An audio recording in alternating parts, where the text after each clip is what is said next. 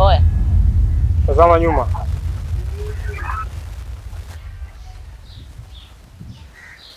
Usishangae. Ila unatakiwa kuwa makini sana. Kwa sababu nyayo zako zinafukiwa na watu ambao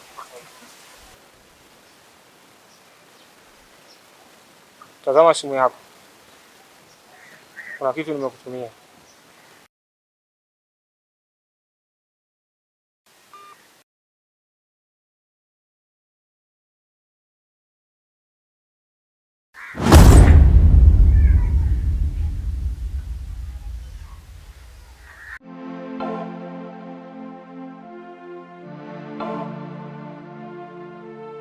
Wananiita Mr. Misosi. Ukitaka kuniita jina lingine unaweza kuniita Hasani. Sheikh Hassan. Sawa. Kwa hiyo wewe hapa ni mwenyeji mtaani hapa?